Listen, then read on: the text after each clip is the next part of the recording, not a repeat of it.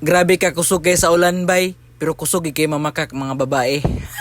Hangal, joke lang. Unsay tirada goy? Wa lagi. Pero natay tirada karon goy. Mao na ni goy ang part 2 sa atong pagpangurinte, parente og padulong namin sa sapaan ni Day goy. Kauban ni nato karon goy si Adobong Sili, si Banban og si Jimbo TV Sari-Sari Vlog og si Auntie Lisil. Unya pagabot na mo diri sa sapa goy, syempre nagunay tubig diha alangan naman og wala nga nagulan man. Pero ang nakaapan lang walay isda. Nanago siguro ang mga isda goy kay nagulan man god. So mao to mga goy naka-decision mi nga manguli na lang kay useless man gyapon among pag-ari. Din pase na lang pud ta dire og shout out lang pugos mga goy na to draa. Pakyas gid itong lakaw karon goy sa atong part 2 sa pagpangurinte. Mao nang mga ligo na lang tag-ulan dire. Pusulan man nga nabasa na daan. Sakto ra pud kay uga na pud kayo ta. Magpabasa na lang pud ta dire sa ulan. Pusulan man pero tanawa sa ang kinalabasan sa naligog ulan. So mao to goy, after na tog ligo, mag food trip na lang ta dire og pansit canton ya parisa na tog hotdog with coffee. Og nagpainit na ni tag tubig dire goy kay magluto ta karon og pansit canton. Kay wala man tay kuha nga isda aw kanilang pansit canton atong pahimungtan dire og kaning hotdog. Unya parisan din natog kape goy kay para dili ta tog nawon kay gikan na bata naligo. Unya ato sa nang takluban diha goy kay para dali ra maluto og mao na ni ang resulta diha luto na nya ato din ang timplahan sa iyang mga pangpalasa diha mga goy unsi tawagan na pang sagol, bagol. Nag-cravings pa man ta na mi og kanang hawan nga gataan goy. Pero saon ta man wala may kuha. Inguna gyud na goy, dili sa tanang panahon na gyud tay kuha or para sa toa. Kay matud pa ni Kuya Kim,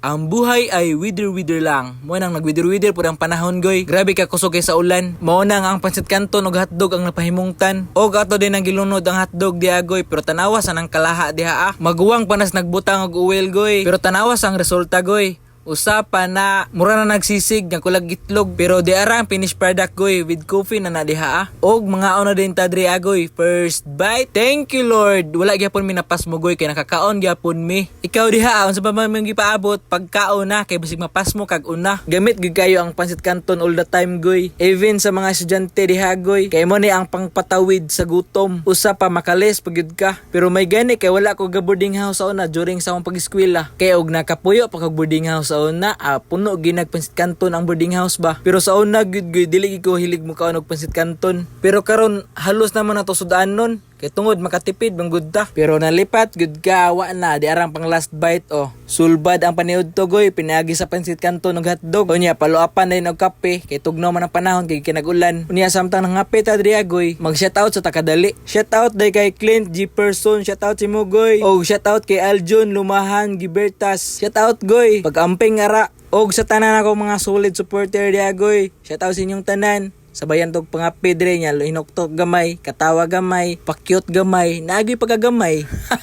Hangal imo sa ning kape dire og dire ra taman. Salamat. Bye-bye.